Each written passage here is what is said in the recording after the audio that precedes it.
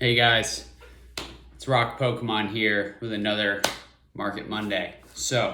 I wanted to do a follow up on one of my previous Market Mondays regarding being a student of the market.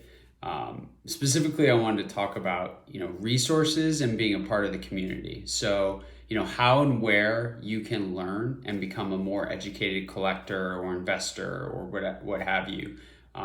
And why it's important to be an active member of the community. So I think if you want to be in this hobby for the long run, right, it takes some level of dedication and time to learn continually, both about the history of the hobby, vintage, where we've come from, 1999 to now, and then also about modern, kind of continually understanding the different mechanics of the TCG game and the different types of cards that come out, and just overall having a strong educated foundation about the hobby of Pokemon. Because if you really truly want to be part of this for the long term, and you have any inkling of trying to I guess engage from a investing or trying to make money standpoint, whether it's a business or flipping or investing for the long term, what have you, that all starts with an educated foundation, right? So, when I got back into the hobby, there were a ton of resources I drew upon. It's really important to take with a grain of salt a lot of the content out there, because generally speaking, someone always has an ulterior motive. But there's plenty of great resources out there from the E4 forums, where there's just a plethora of information. People have poured hundreds of hours in their hearts and souls into certain topics within this market, right?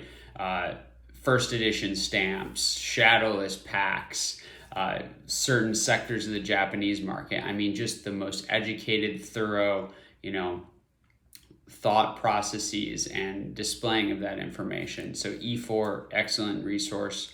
Obviously there's great YouTube channels, really great podcasts, both about the Pokemon hobby and collectibles as a whole.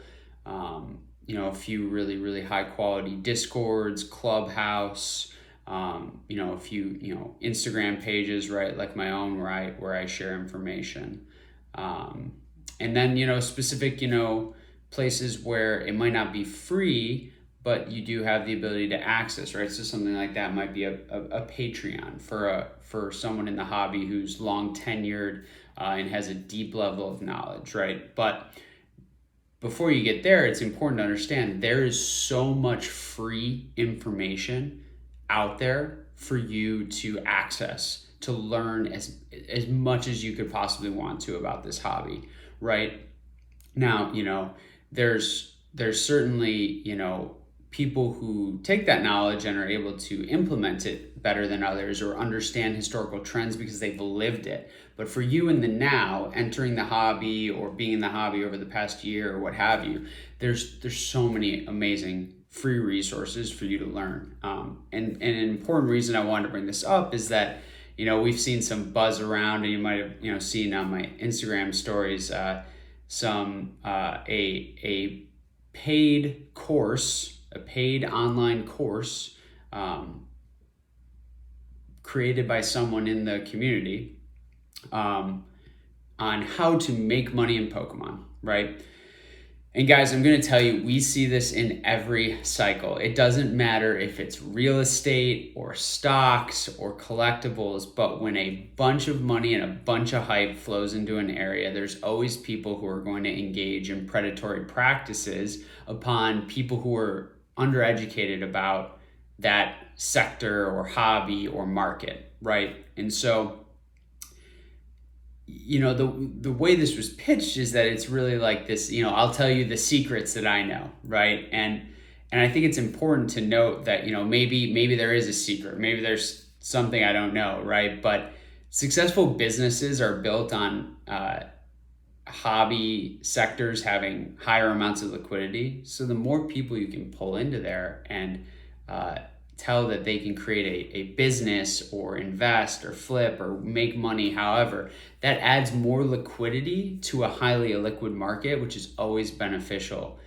for sellers in that market, right? So I think it's important to understand like the incentivization behind, why someone might do that, right?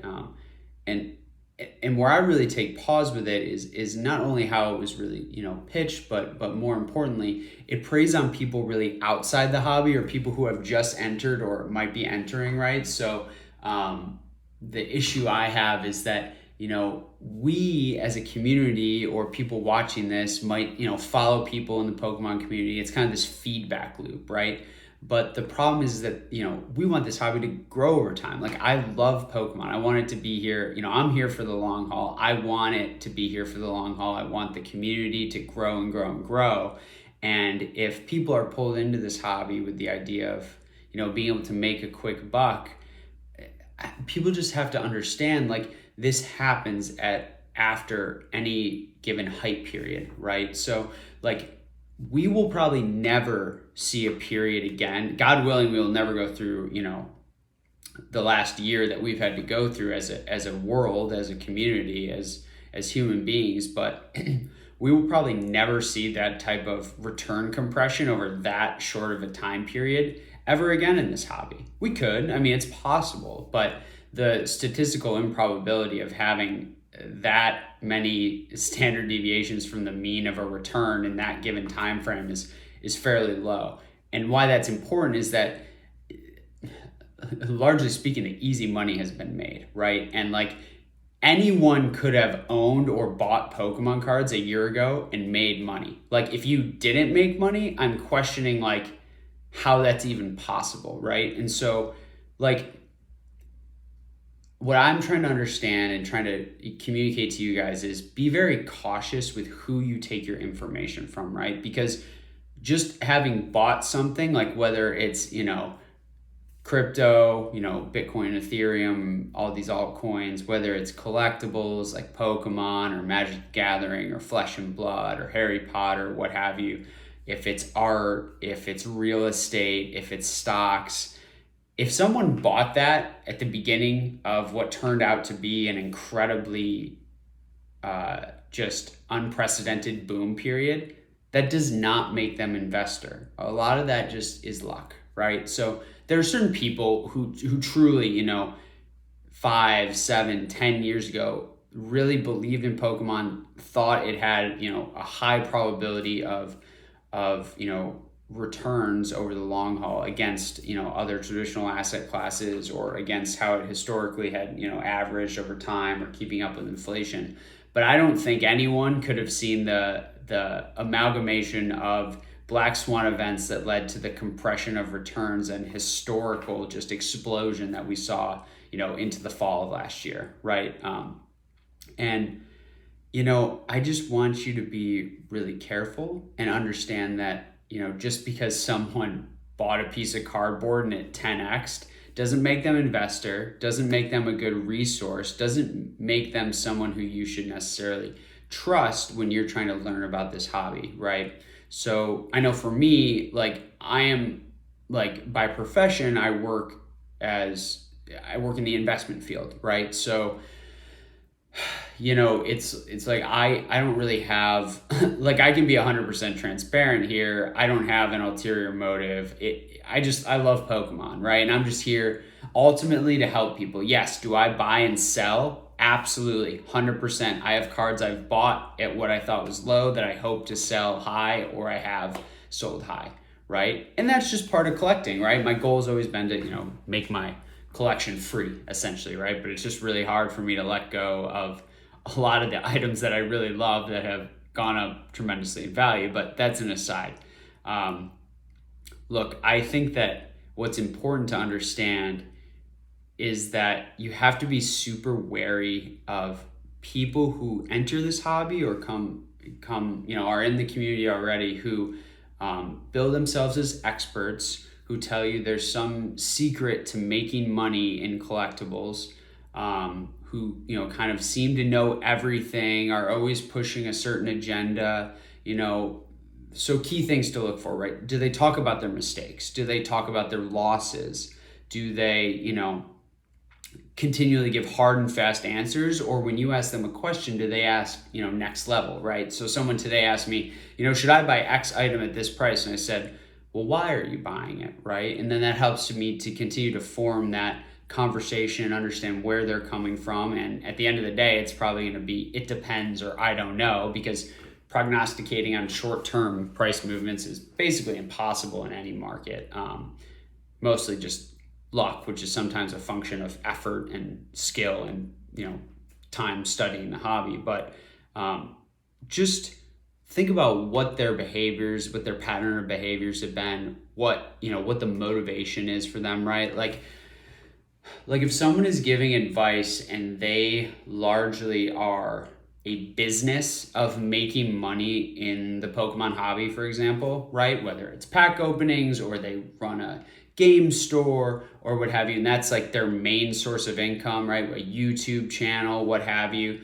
Just like give that pause when you're thinking about like how trustworthy of a resource they are, right? That's not to say they're bad people. They just might have motives that can even subconsciously change the way that they talk about things, or that the way they that their content manifests, and how that's oriented towards you as a viewer. So look, I could go on and on about this, but especially coming from the financial world where we're just full of scams and con artists and Ponzi schemes and what have you. But what I would say is like the second part of this is being a part of the community, right? Building a small network of people you truly trust, and then relying on them and working with them to connect you with more people that you can trust, right? Joining really strong Discord communities, local people that who are longtime collectors, and talking through these things and getting different perspectives. I mean, I've said this before, some of the best choices I've ever made in this hobby, or the best choices to not do something in this hobby, have come out of conversations with people I implicitly trust because of the relationship I built with them. And that's what, is important to understand too, right? Like trust is something earned. I have this platform and I've had such a blast using it, but I don't expect any of you to trust me.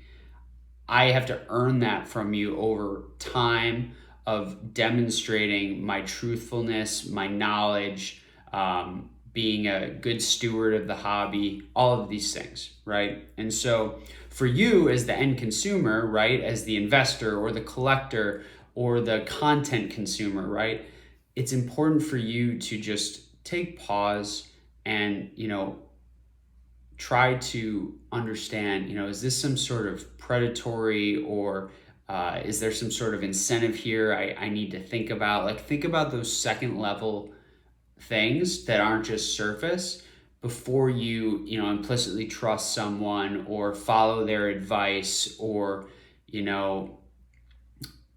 kind of run after the things that they're talking about, right? Because largely what happens is when people pump up or talk about a certain item, they probably own a lot of that item or are distributing that item, right? And so it's really, really important just to not get caught up in the hype cycle of someone, coming off as so passionate and charismatic and all of these things, but they have some ulterior motive, right? They are, especially if it's their primary source of income, like I said. So just think before you follow blindly, guys. I think that at the end of the day, you think about this course, or you think about some of the paid, access points to knowledge in this hobby.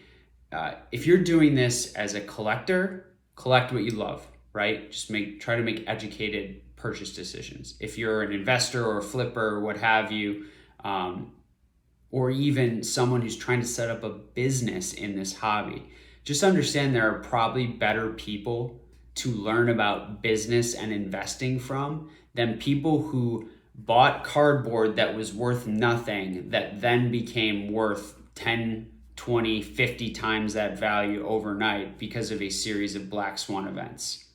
That's not replicable, and that's not necessarily the best person for you to learn from. So happy to help any way I can. As always, it's Connor, Rock Pokemon, collect what you love.